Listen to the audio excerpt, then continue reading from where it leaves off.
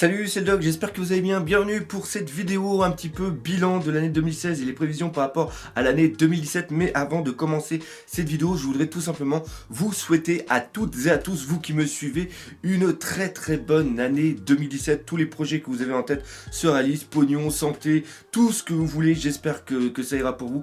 Je sais pas comment a été votre année 2016, mais pour ma part, l'année 2000, je vous expliquerai pourquoi. L'année 2016 a été vraiment très bonne, pleine de surprises. On va en parler justement un petit peu tout à l'heure. Par contre, l'année 2017 a été elle a un petit peu mal commencé, je dirais ça comme ça. Voilà, je vais regarder un petit peu dans la caméra pour vous faire voir. Voilà, regardez ça. Je sais pas si vous voyez, là ça va mieux, hein. Ça s'est passé il y a à peu près 3 jours. Je me suis ébouillanté le bras. Voilà, plusieurs brûlures au 2e degré. J'ai eu un petit peu peur quand même. Je vous avouerai un petit peu que ça a un petit peu piqué sa race. J'ai voulu jouer contre Akainu et puis bah je me suis pris une grosse bouffasse, mais putain de sa mère. Faites attention avec l'eau bouillante, hein. Faites attention avec l'eau bouillante.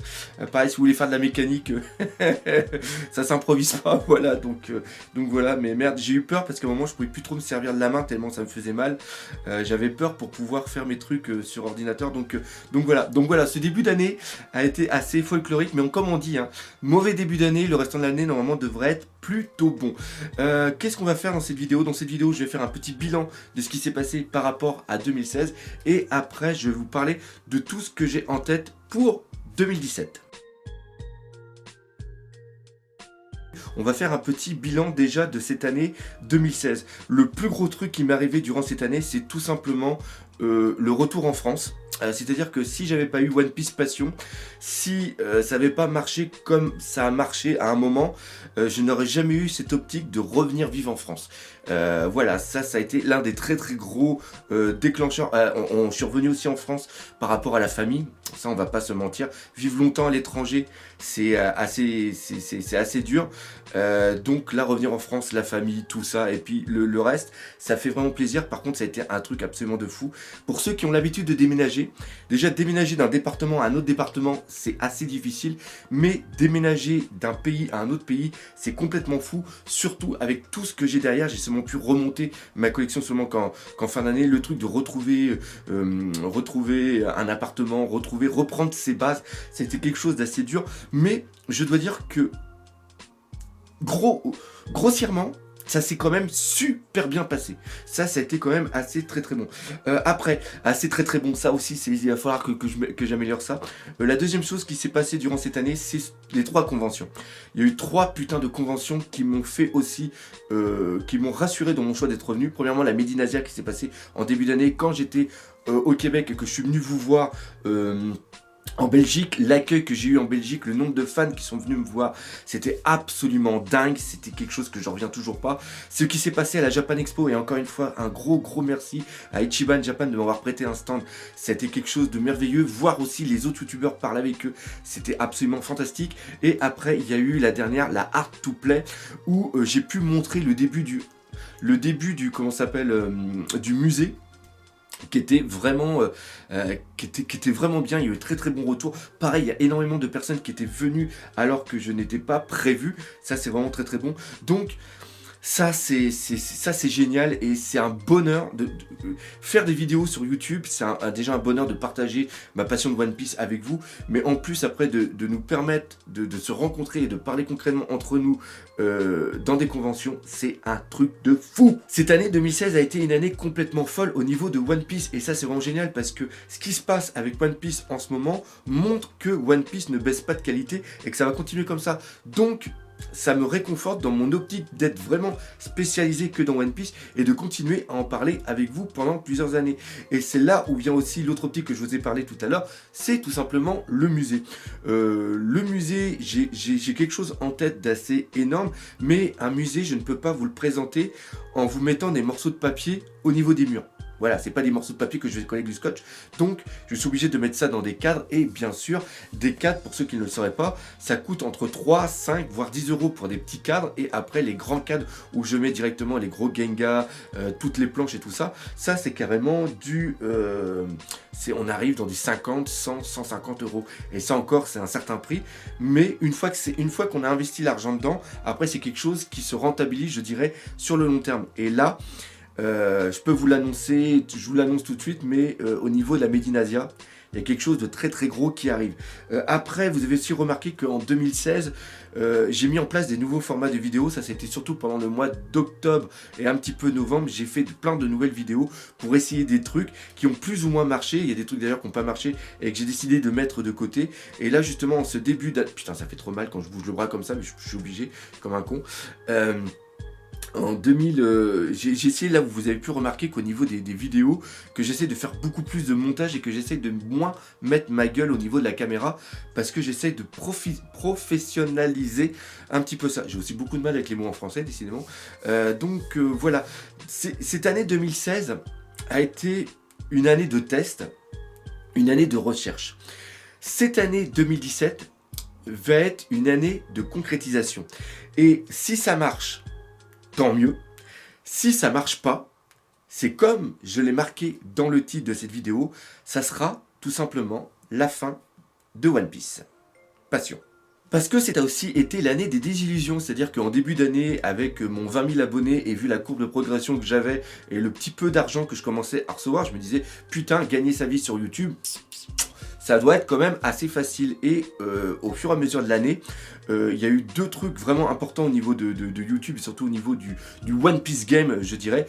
Il y a des nouvelles personnes qui sont venues et qui ont commencé à faire des critiques de trucs et ça a très très bien fonctionné pour eux. Voire même beaucoup plus que moi, parce qu'en un sens, quand j'ai dû partir du Canada, ma chaîne s'est complètement effondrée parce que j'avais plus de temps justement à consacrer. Et le retour, je peux vous dire que le retour est vraiment très très très très dur. Et ce qui s'avère aussi difficile, c'est que la fonction de YouTube a totalement changé durant ces derniers mois. C'est totalement différent. La vision de YouTube qui était encore fin 2015, début 2016 est totalement différente de celle de maintenant et vous avez dû le remarquer. Donc il faut savoir s'adapter, mais le plus important c'est s'adapter sans se dénaturer. Donc ça on va en parler justement en 2000 pour les projets 2017. Et ce qui m'a aidé à survivre, c'est tout simplement Tipeee. Tipeee me permet d'avoir un revenu d'appoint. Et encore une fois, je sais que je le répète beaucoup dans mes vidéos, mais il faut bien que vous preniez conscience que sans Tipeee, j'aurais arrêté la chaîne. Alors, qu'est-ce qui va se passer pour cette année 2017? Très très bonne question. Vous avez déjà pu le remarquer, mais les premières vidéos que j'ai fait au niveau de cette année, il y a un gros travail qui est fait au niveau du montage. C'est-à-dire que je vais reprendre un truc qui n'a pas fonctionné. Ah, je suis complètement fou. Je reprends un truc qui ne fonctionne pas, je suis complètement taré. Mais c'est pas grave. Dans mon optique de ma chaîne, je suis obligé de faire des vidéos où je ne suis pas face caméra et que je parle par rapport à un texte. C'est un très gros travail, je ne suis pas habitué, mais je sais au fond de moi que si je continue ce format, dans quelques mois, ça deviendra bon et vous serez habitué. C'est parce que, encore une fois, c'est parce que je pense qu'on n'est pas habitué à ce que je fasse ça. Donc moi, d'un côté, j'ai des problèmes à le faire, et vous, de votre côté, ça vous semble faux. Vous vous dites, putain, c'est pas le doc que je connais. Mais je suis, j'ai des visions, comme vous avez pu remarquer, le top que j'ai fait. J'en parlerai de ce top-là dans une autre vidéo. On verra ça dans mes projets. Ça a été bien pris, ça a été mal pris, mais je suis en train de faire énormément de boulot pour le montage. C'est un truc que j'adore et je me dis qu'il y a moyen de faire quelque chose, d'apporter une nouveauté à la chaîne qui pour moi est super important. Ce qui se passe, c'est qu'il faut que j'arrête d'être à la recherche des vues. Il faut que j'arrête ça tout simplement. Faut que je reste moi-même. Voilà. C'est pas parce que d'autres font un certain format de vidéo et que ça marche pour eux à fond qu'il faut que moi je fasse la même chose, ou si j'essaye de faire un truc dans ce style qu'il faut que j'attende les mêmes vues. On n'est pas du tout la même personne. Vous voyez parfaitement de qui je veux parler. Et je dois rester moi-même. J'ai beaucoup pensé ces dernières semaines et ces derniers jours. Il faut que je reste le doc. Il ne faut pas que je me dénature. Mais il faut que je change. C'est-à-dire qu'en restant le doc tel que je suis, je ne pourrai pas évoluer. Je ne pourrai pas évoluer et il faut que je reste moi-même mais en trouvant un nouveau format. C'est assez compliqué à dire, je ne sais pas si vous arrivez à comprendre, mais justement ces nouveaux formats. Alors oui, j'ai fait un top et oui, il y aura d'autres tops, mais il y aura des tops façon le doc où vous avez pu remarquer dans mon top, des chapitres, c'est beaucoup l'émotion que j'ai voulu parler dans cette vidéo parce que One Piece, moi, me fait ressentir des trucs. Quand je vous dis One Piece c'est la vie, c'est parce que je vis One Piece. Et je veux que cette passion, parler avec mes tripes, parler avec mon cœur, rien que là de parler, je le sens que ça commence un petit peu à monter, je veux que ça soit toujours présent dans mes vidéos. Cette année 2017, dans mes projets, il y a aussi un truc qui est vraiment énorme, c'est tout simplement les figurines. Vous pouvez voir la collection que j'ai derrière moi, vous avez vu ma petite vidéo de collection d'ailleurs qu'il faut que je termine. Mais pour moi, les figurines, c'est quelque chose d'absolument important et je vais aussi faire énormément de critiques de figurines, de vidéos, de news, comme vous avez pu voir que j'ai fait, que je viens juste de faire. Encore une fois, un nouveau format plus dynamique, plus concis, avec beaucoup plus d'informations. On est aussi en train de travailler avec Jérôme sur un nouveau visuel, mais c'est quelque chose de très important parce que j'ai remarqué quelque chose dans les commentaires. C'est aussi, il faudrait que je vous parle des commentaires tout à l'heure, mais quand je lis, je vois que beaucoup de personnes n'étaient pas intéressées par les figurines et maintenant que je fais des vidéos, s'y intéressent. Et il y en a plein aussi qui ont commencé des collections grâce à mes vidéos. Parce que j'aurais fait voir que des figurines, ce ne sont pas des jouets, ce sont des beaux objets et que une fois qu'on en a quelques-uns bien placés, ça peut être absolument fantastique. Donc cette année va être vraiment axée au niveau des figurines. Bon, ça, c'était pour la partie figurine qui était ici. Maintenant, on va parler de quoi? On va parler de l'interactivité avec vous. Ça, c'est quelque chose que j'avais dû mettre un petit peu de côté parce que j'avais pas le temps. Les commentaires, je lis tous les commentaires. Maintenant, j'essaie aussi de répondre à énormément de commentaires. Et on va aussi faire un truc, c'est... j'ai commencé à faire ça avec les théories, c'est-à-dire que je prends une théorie, je lis tous vos commentaires, après je prends quelques commentaires et j'y réponds. Et on va essayer de faire ça au moins une fois ou deux fois par mois, où je prendrai... Le but, ça serait le rendez-vous. Je cherche toujours le rendez-vous du dimanche. Ça serait de faire ça, c'est-à-dire que je prends tous vos commentaires de la semaine, de toutes les vidéos que j'ai faites, et j'en réponds à quelques-uns, comme on est en train de faire ça en live. Je pense que ça peut être un très très bon, un très bon point entre nous. Donc voilà, un petit truc, les commentaires que j'ai bien aimés, les commentaires qui posent des questions assez intéressantes, et ben on en parlera un petit peu durant le mois. Et aussi l'interactivité avec vous, c'est obligatoirement la mise en place de live. Donc toujours le problème des... de quoi d'internet, c'est-à-dire que j'habite dans le trou du cul du monde, donc j'ai pas une grosse connexion, donc ça serait avec d'autres personnes qui travaillent avec moi, c'est-à-dire sûrement avec Jérôme qui va peut-être avoir la fibre, qui lui servirait un petit peu de support pour pouvoir faire le live, comme ça moi j'ai besoin que d'être là avec mon Skype, puis on pourrait faire quelque chose. Donc oui, la mise en place de live pour cette année, le début d'année, normalement c'est quelque chose qui est prévu. Et il y a aussi autre chose, ça j'en parlerai dans une vidéo spéciale Tipeee, mais je vais organiser des rencontres Skype avec les personnes qui me soutiennent sur Tipeee, parce que encore une fois, si Tipeee n'était pas là, eh ben il n'y aura pas de One Piece Passion. L'autre dernière chose que je veux vous parler cette année au niveau de 2017 et que je veux faire des vidéos dessus, ça fait plusieurs, l'année dernière j'ai voulu en faire mais je n'ai pas eu le temps, c'est tout simplement l'animation. Pourquoi? Parce que premièrement, pour ceux qui regardent les épisodes, vous avez remarqué qu'au niveau de l'animation, la Toei s'est quand même sorti sérieusement les doigts du cul, et tous ceux qui ne regardent pas l'anime, je vais vous conseiller de regarder l'anime parce qu'avec ce qui arrive, One Piece, ça va être absolument dingue. Le film One Piece Gold était absolument génial. Les épisodes spéciaux, il y en a quelques-uns qui sont vraiment très très beaux. Et il y a de plus en plus de bons animateurs qui travaillent au niveau de One Piece. Donc je vais faire des vidéos là-dessus. Et en plus, c'est complémentaire par rapport à mon putain de musée. Je vous fais aussi des vidéos. Je vais faire de plus en plus de vidéos par rapport au Shité. Parce que la dernière que j'ai fait, je pensais pas qu'elle allait autant fonctionner. C'est des vidéos qui sont presque pas regardées, puis là ça a quand même bien marché. Donc encore une fois, ça va être un plaisir de partager ce côté musée au niveau de ma chaîne avec vous. Vous expliquer à quoi servent les cheatés, à vous expliquer ce que c'est qu'un storyboard, qu'est-ce qu'il y a dans un storyboard, storyboard, qu'est-ce que c'est que le Jenga. Et le mieux dans tout ça, c'est qu'il y a un mec que je ne me rappelle plus son nom, je suis comme encore une fois comme un gros con, j'ai un problème avec les noms. Vous l'avez remarqué, j'arrive pas à me souvenir les prénoms des personnes, les surnoms c'est encore pire, alors au niveau de One Piece, les trucs c'est complètement dingue.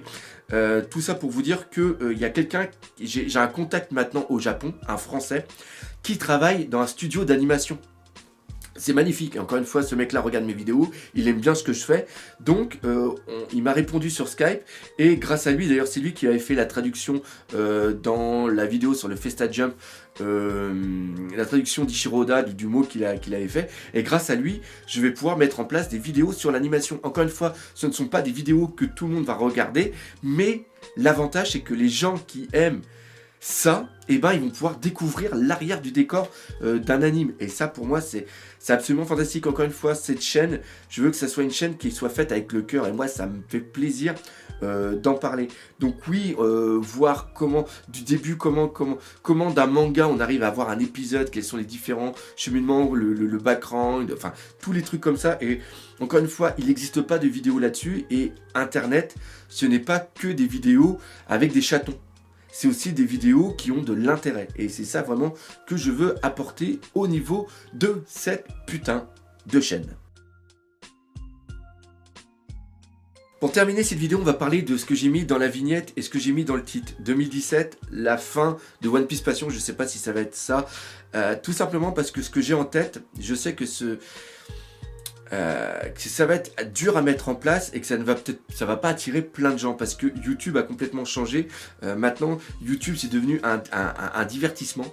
C'est totalement ça. Mais moi, je veux encore apporter ma vision de One Piece dans la chose. Encore une fois, comme je vous l'ai dit en intro, c'est vraiment quelque chose qui est au fond de moi.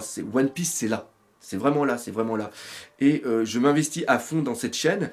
Et j'espère que le succès sera au rendez-vous ou que à côté, grâce à Tipeee, grâce à d'autres choses, j'arriverai à avoir un complément de salaire pour pouvoir continuer à travailler, de faire des vidéos sur YouTube, améliorer le format.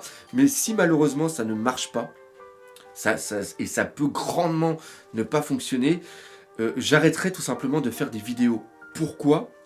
Tout simplement parce que je devrais travailler à côté. Donc obligatoirement travailler à côté, ça fait 35-40 heures de travail. Et quand je rentrerai chez moi, je vais me consacrer à ma famille. J'ai un petit bout de chou qui a 3 ans, comme vous avez vu sur une photo. J'ai ma femme que j'aime, que j'adore. Et donc je ne vais pas rentrer du travail et après le soir, pendant 3-4 heures, faire des vidéos. J'ai une famille à côté. Donc je ne peux pas la délaisser pour ça, je ne pourrais pas passer les fins de semaine à faire des vidéos ou quoi que ce soit. Et voilà, donc si ça ne marche pas, oui je serai déçu, mais je n'aurai pas de regrets. C'est ça qui est important, parce que je l'aurais essayé cette chose. Comme on dit, vaut mieux vivre avec des échecs que vivre avec des regrets. C'est-à-dire que dans 10 ans, si ça ne marche pas, je dirais, eh ben, j'ai eu cette période qui était excellente. J'ai rencontré plein de gens, que j'ai rencontrés en convention, que j'ai fait plein de choses. D'ailleurs, il y a des conventions qui arrivent. Cette année, j'ai oublié d'en parler un petit peu. Mais j'aurais vécu un rêve pendant 1 an, 2 ans. Mais malheureusement, ça ne s'est pas concrétisé. Mais ça a été une belle chose. Je continuerai à lire One Piece, ça c'est sûr et certain.